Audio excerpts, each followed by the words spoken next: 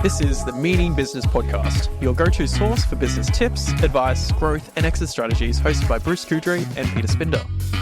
Each episode, we bring you real stories, expert insights, and practical advice to help you succeed in today's market. Let's dive in. So welcome to Meaning Business. This is the podcast for people who are looking to get into business or own a business. And I'm back with Keith Bird again today. Look at us go, back by popular demand. That's right, back again. Popular demand. The demand has been off the charts. So, yes, you wanted more, you got more. And but I thought we'd talk today, Keith, about customer service. Yep. I guess, you've had in your experience, you've been in sales, you've sold thousands of cars, you've sold petrol and chocolate bars and car washes and car detailing and rent cars and car parts and everything that could go wrong, you've sold. Yep.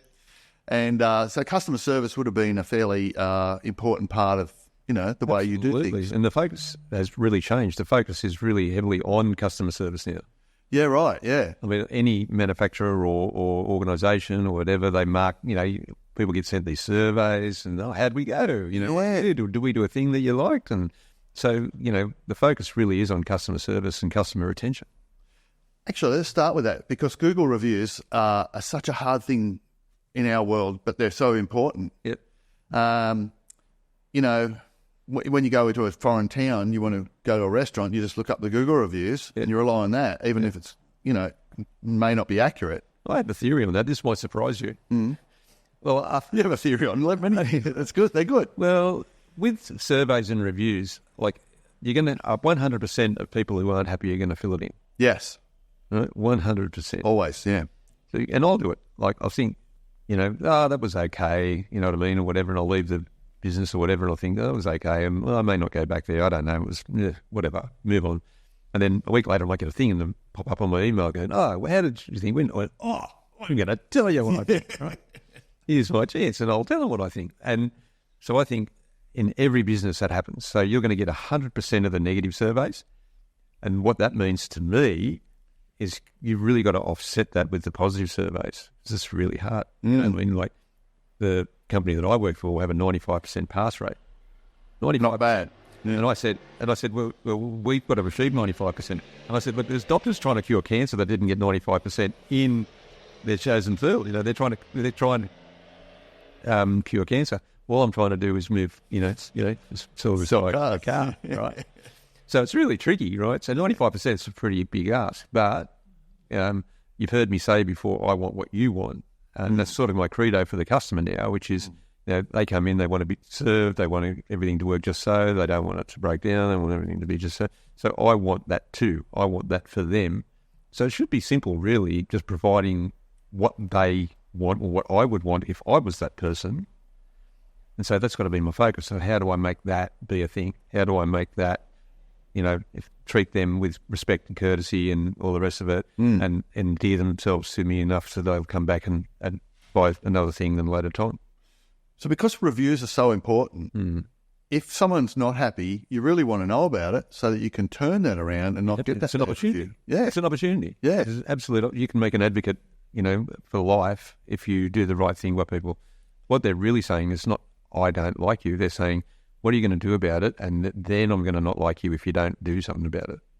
So it's a great starting point for you as the business owner or manager or interface with the client to start off with that mindset, I want what you want, and to let them know I want what you want. That's exactly right. And I say it all the time. Probably takes a bit of wind out of their sails too. Absolutely. They're like, okay. Absolutely. I want what you want. Oh, we're not adversarial. We're on the same side. Look, you've got to separate the people from the problem. And what I mean by that is, we can sit here and argue about something, whatever, and then we're both going to get a black eye, but then we've still got the problem. So we just got to take the people issue away from it and then just focus on, well, what is the issue? Yeah. Your thing's broken or it didn't work out or it's, got a scratch or whatever it is. Let's focus on that and take the people issue, which is, I'm right, no, I'm right, because everyone wants to be right. Right? Exactly. We can't all be right. It's not possible. So we just got to take that to one side and then we've just got to focus on the problem. So you take the emotion and the people out of it and you focus on the problem. Yep. And then we're both on the same side trying to resolve the problem. Correct. And once the problem's resolved, Absolutely. ideally, Absolutely. everyone's happy. I mean, some people like to yell at people, and some people really love doing that. Yep. In my experience, the person in an argument with the loudest voice is in the wrong. So usually some people will sort of feign correctness with volume. You know, they'll say, I'm right, look, Yeah. you know what I mean? Yes, exactly. It's because I'm going to be louder and more aggressive. Yeah. You think, yeah, they're probably in the wrong. Yeah, quite often that loud voice comes from either, some other emotional or self-confidence issue, or they're not quite sure they're wrong or they're right, but they're thinking if I yell loud enough, it'll look like I'm right. Yeah. Well, like there's a real old adage which I hate, which is the customer is always right. Uh-huh. Right? That's the old adage, isn't it? Yeah. And that is so not true. However, I'll temper that with perception is reality. So a customer's perception is their reality. So, like if they walk into your shop and then no one serves them, right? They leave 15 minutes later without being served. Their perception is, I went in there and they're not interested in selling me anything. Well, sir, that's the complete opposite's true. I want to sell you 100 things. But it just didn't work out that way because everyone was busy. They were on the phone. They were doing something else and they didn't see you or whatever. Yes. And you got treated that way. But the perception is reality. So they're not right. Yeah. But it is their perception. It's their reality. Yeah. So you've got to be aware of what happened to them. How did they perceive it? Why did they think that? Yeah. And think about, well, okay, we probably did do that to them. Yeah. It's not your intention.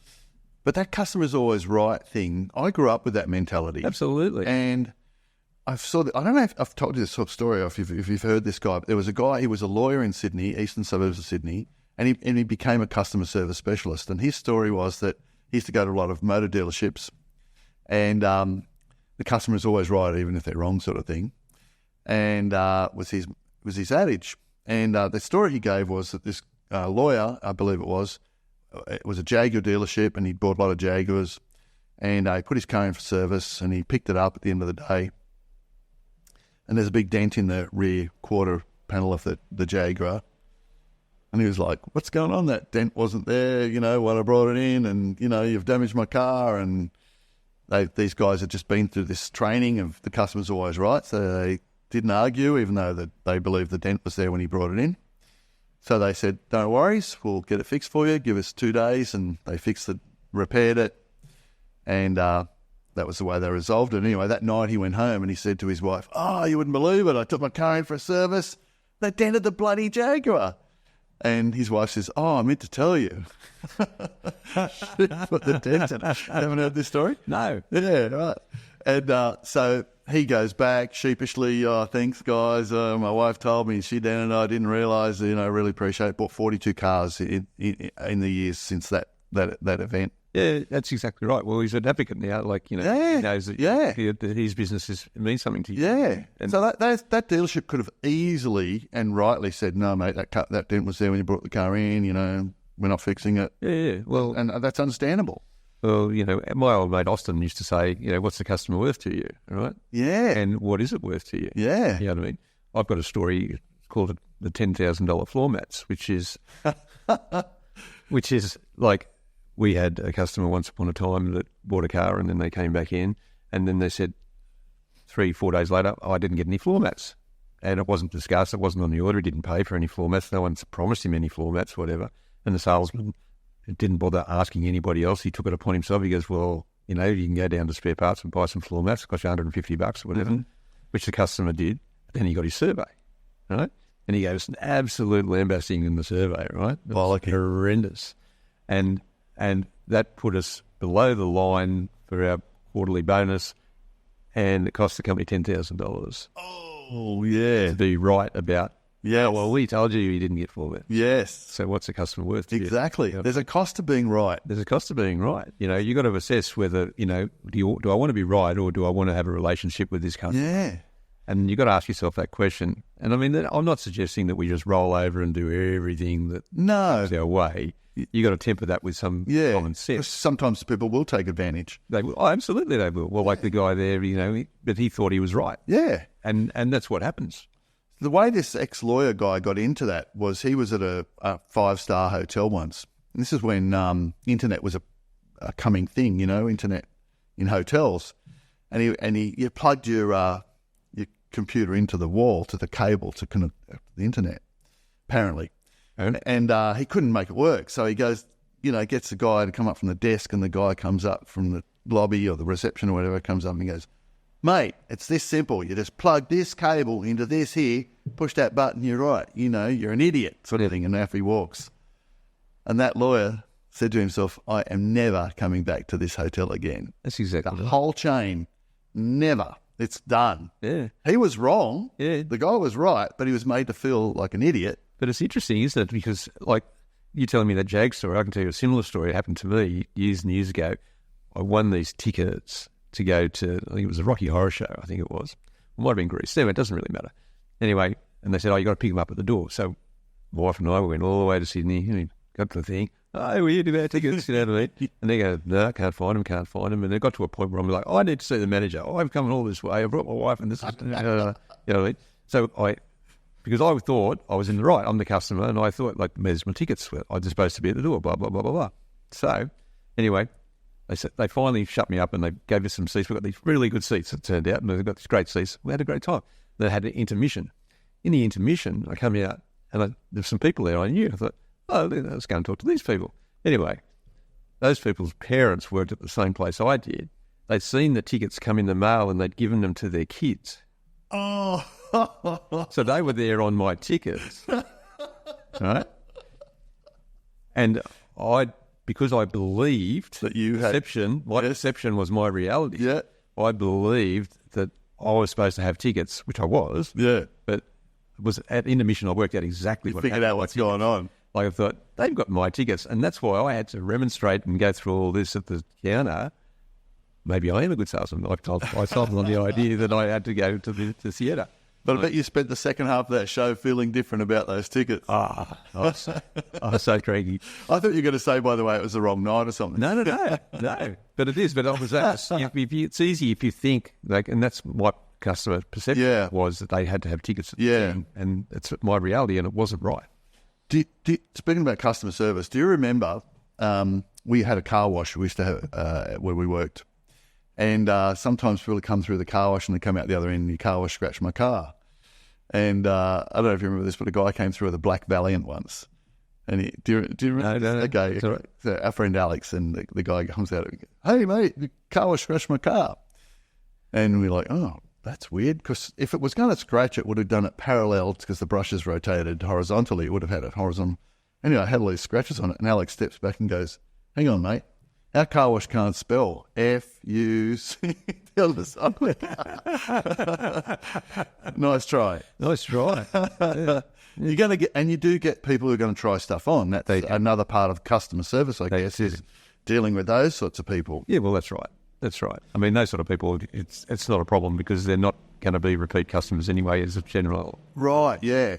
Because I was going to ask you, have you had to deal with difficult customers? Yeah, absolutely. Yeah. I mean, but sometimes you generate this sort of problem for yourself. Like, if you stop and think about it, take away separate the people from the problem, you think, we've dropped the ball here somewhere. You know what I mean? But you've got to look at it logically and sensibly, and just look at it as an opportunity, because you can, like you said, make a customer for life if you do the right thing and handle them. And I want what you want. What do they want? Is that a thing that I can achieve? Yes, I can. Yeah. Is it beneficial to all of us? Yes, it probably is. So I remember, I hope you don't mind me mentioning this, Keith, but you were front page of the Illawarra Mercury at one stage. For all the wrong reasons. The guy's name was Barry, was it? It might have been. Did he come in with a baseball bat? He came in with a baseball bat. Yeah. That's probably one customer you're not going to turn around. You're never going to turn around. No. I mean, the backstory of that is he had a car that had this intermittent problem, and then, to cut a long, boring story short, we had to order a part from Europe, and it took weeks and weeks and weeks and weeks and weeks. And we fitted the part, and then it went back to the same problem again. So the backstory is the part was wrong, and there was thousands of them all around the world, and they were all wrong, and they were all going to do the same thing. So the new part that you got was as bad as the part same problem originally, and it's the same part. But we didn't find that out until then, and then he's just absolutely gone off his head, lost it, and he came in with a baseball bat and wanted to just smash things, and we had to call the police and have him arrested. It went to court. Yeah.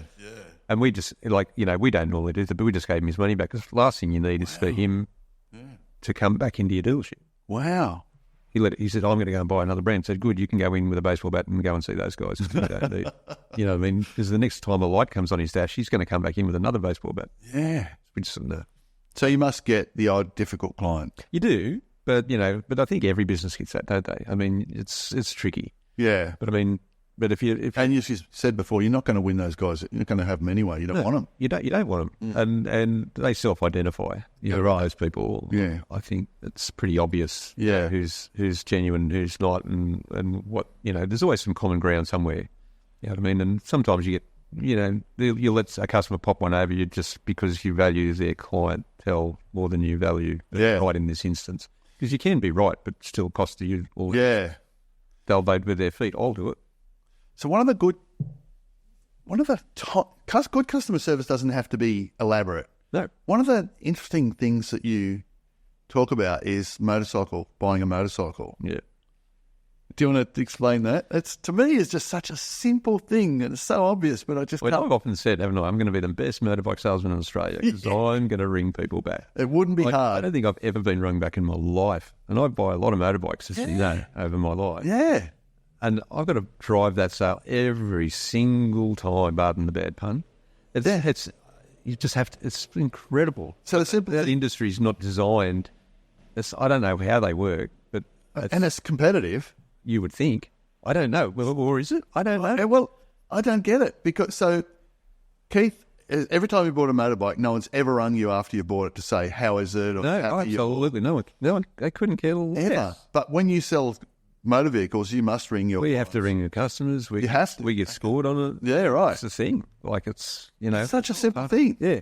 But I mean, like I say, I want what you want. Like, I want them to be happy, right? Yeah. And buy another one, come back and all the rest of it. So I actually want them to be happy. I'm not doing it because I have to do it. And yes, I do have to do it, but I'm genuinely interested. Is there a question they need to answer? Did they work out how all the buttons work? Have they worked everything out? Is there something that's bothering them that I could help them with or whatever? Yeah. I think, and I'd want that to happen if I bought it. Yeah. You know what I mean? And they don't. And in every business, you could be selling furniture or suits or shoes. If you've got a phone call as a follow-up, I think it'd be A, surprising, and B, great sales. That'd be fantastic. And if you're the salesperson and someone's not happy about something, you'd want to know about it. Yeah, absolutely. And you can get an opportunity to fix it. I mean, you told me the story, like, with your Ducati motorbike, you went in there and they just, oh, good day, mate. And, you went in there 2 days in a row, they didn't even know who you were. And it's Ducati's like the Mercedes-Benz of motorcycles. Like, it's a prestige brand and it's a premium product. You would think of all those people that are in that industry that they would care, but nope. And I've bought plenty of motorbikes over the years, and I've spent lots of money at motorcycle dealerships getting services and tyres and parts and clothes. And there's not one of them that endear themselves to you in any way, shape or form. You think, wow, I've got to go back there. I am They're just fantastic. a number being processed. I will not go back. No, that's just it's horrendous, isn't it? It really is. And it's hard to believe, like talking to people who are in business or thinking about starting a business or currently running a business, you've got to really think about that. What do your customers think of you? Yeah. But a guy we know mutually, Trevor Jordan, had a motorcycle dealership, and he did really well, I think. I think he did pretty well. And I said to Trevor, what did you do? And he said, I used to just ring people and tell them if their parts were in and when their bike was ready. And I don't know, communication, right? Yeah, exact communication. We're in the people business. Yeah. Like I say, you talked about sales before, and we're just in the people business. Yeah. All about people. What do they want? What are their expectations? Can we meet that expectation? So part of communication is, I want what you want. If I can communicate more effectively with that mindset in place in the first place. Correct. If I'm not thinking that way when I talk to you, then it's not going to be as effective as if I'm thinking that way. No. I mean, it should not be adversarial. We should be doing this together. Yeah. You know what I mean? Yeah. Two of us together should be working out how to solve your problem, but whatever that product or service problem it's going to solve, we can do this together. And it should not be adversarial, which is what it often is, because we're opposite, like we are here. Yeah, you've got all the gold, and I want to get some of it. I got to do the thing. That's no good. It's not a contest. Work together. We need to work together. So, we spoke about the guy with the baseball bat. You're not going to win that war. No, never. But do you think that you have to be a certain type of person to be in customer service to deal with people? Yeah, I think you've got to be. Empathetic, probably not the right word. Sympathetic to their concerns. I think you've got to think about it. But a lot of times they don't, and a lot of people in customer service probably shouldn't be in customer service. Yeah. Like, I remember the time when you gave Natasha, you gave her a sign that says customer service and gave us some boxing gloves because That's Keith's wife. that's my wife. You go to some boxing gloves and say, complain to me. I dare you. But some people shouldn't be in customer service, and a lot of business owners. Here's a good one for you, a little nugget. A lot of business owners will tell you that customer satisfaction is our number one priority, and yet those principals won't even speak to customers. Yeah. They have nothing to do. They'll Yeah. through. They won't even acknowledge a person. They'll just breeze through, and they won't talk to them. It's not your focus. That's what It's not you're real. saying. Yeah. You're But saying not living that, it. but you're not demonstrating that in any way. Yeah. And you see a lot of that. Yeah. I mean, I know, you, for instance, you speak to all the people, you're a very personable person, but there's some people in business, oh, no, I pay other people to do that. I don't talk to them. But customers are our focus. No, they're not. You're right. You're not living and breathing. Profit is your focus. Yeah. Golf is your focus. Yes. Or whatever it is that you're doing. Right? Getting rich, whatever it is. Yeah. Yeah, and that permeates the people they deal with, and the customers pick that up. Yes, it is. Yeah, It does. absolutely. You've got no idea. You've got to lead by example, really. Yeah. In any way, shape, or form, whether you're just a middle management or or you're the owner, you still got to take that example. You know what I mean? So we're going to wrap it up in a minute, and I think it's been really interesting. Maybe I'm wrong. It's Maybe just you're right. me. No, I think it's always interesting. I find butterflies I love talking about this. Yeah. So, do you find that because you've sold lots of brands, Yep. Toyotas, Fords, Nissans, BMWs, Holdens, do you find that a customer that buys an expensive car is a different kind of person in terms of customer service and their expectations to a budget buyer, or No, is that a bad generalisation? That's a myth. Yeah, really? I think it's a myth. Okay. Like, I always remember when I very first started in the prestige area, I was of the opinion, this is going to be like, but it's not. And people really appreciate it if you speak to them like people. Right. Instead of trying to treat them like, special. And I think that's a big mistake. And that was part of our success. We treated everybody equally. The amount of times I heard people say, I just went in there in a pair of shorts and a T-shirt and they showed me the car. You know what I mean? Because otherwise, some places they go to, if they don't roll up in a suit, they don't even unlock the car to let them look at it. You know what I mean? Is that real? Yeah, that's our thing. So you don't know who you're talking to. And Yeah. don't assume anything other than, which is what I've said before. There's two assumptions: they're there to buy something, and when they leave, you'll never see them again. Yeah. So you just treat those people as if they're here to buy them. That's why they're here, right? Yeah. Invariably, they'll talk about that. You'll get a survey come back, and they'll say, I just went in there, and they're the only guys that spoke to me, the only guys that treated me with respect and courtesy. I hear that so many times, and it's just got to do it. So what you're saying is, it doesn't matter what they're wearing, No, or what sort of money they're spending on, whether it's a it doesn't matter. $400,000 car or a $40,000 car. They don't see it any differently because, they're just in that bracket because of their income or their lifestyle. But it's just, buying transportation. Just happens to be a premium brand. Yeah, right. And they're just in that space. Just treat them the same. It's no different. Yeah. I mean, you can sort of say, I would dress differently perhaps, but you don't have to treat them differently. Yeah. Because we've got the image to uphold. Yeah. You know what I mean? I can't turn up in a polo shirt and just, you're right, mate. I can't do that. But I think, as long as you treat everybody the same, I think they really appreciate it. By the way, this is about customer service. I'm going to finish by telling you this weird observation. You saw Jerry Seinfeld last night? I did. I've seen Jerry Seinfeld. Jay's seen Jerry Seinfeld. Every time you see Jerry Seinfeld, he wears a suit. He does. No one in the audience is wearing a suit. No. This is about clothes. If Jerry Seinfeld was watching the show, he wouldn't be wearing a suit. No. So why is he wearing a suit up on stage? Yeah, I think he's got a standard to uphold. Yeah, right. It's like what you I were. think he's got a standard, and I think he set the standard. Yeah. And I think, he doesn't swear in Yeah. the show. Yeah. And, profanity's pretty popular in most comedy. It can be funny. People, and can be funny. and I always remember, I'll digress really quickly. 1,000 years ago, I went and saw Phyllis Diller. Oh, wow. Right? Yeah. Dapto Lee's right? Phyllis Diller. And she was supported by a comedy act, and he was told that he's not allowed to swear, right? And his comedy act was terrible because he's built his whole act on Swearing. profanity. Yeah. And it was incredible. And I thought, wow, he was just not funny when he just had to keep it clean. Yeah, right. It's crazy. He just wasn't funny at all because I'd seen him before. Yeah, yeah. And I saw him again as a support for Phyllis Dewar. It was incredible. So, and I just think Jerry Seinfeld was a really good job of that. You know what I mean? Yeah, he's got a brand and he's on brand. And I just think, yes. And I think, and he's carved that spot out for himself. But his show persona is wearing a suit, and I think people expect that. If he was out there wearing a T-shirt and shorts, he's not going to do that. It wouldn't feel right. Do that. It's weird. Yeah. If you saw him in a T-shirt and jeans and wore a pair of shorts, you think he's obviously not working today. Well, that's what it is with you too, right? If I come into your workplace and you're wearing thongs and shorts and T-shirt, A, I'd say, aren't you cold? Yeah. And B, so are you working today or not? Back in the day, like I was always in a suit and a tie and everything else. And if I went to Bunnings on a weekend and I was in shorts and a T-shirt, people wouldn't recognise me because I'm out of uniform. Probably a good thing. I could stand right next to most people and they wouldn't know who I was. Yeah. Because I wasn't wearing the uniform. Yeah. So they saw me and said, oh, Birdie. yeah, there it is. I found it. Yeah. Which was not like I am today. But the message you've got out today is, I want what you want. I want what you want. Yeah. Like, that's really it. It's really, really simple. And we've got to keep it simple. Yeah. Because if we don't, it just gets too complicated. Don't create an argument. Don't create an argument. Just solve the problem. Separate the people from the problem. Don't say, I've got to win at all costs.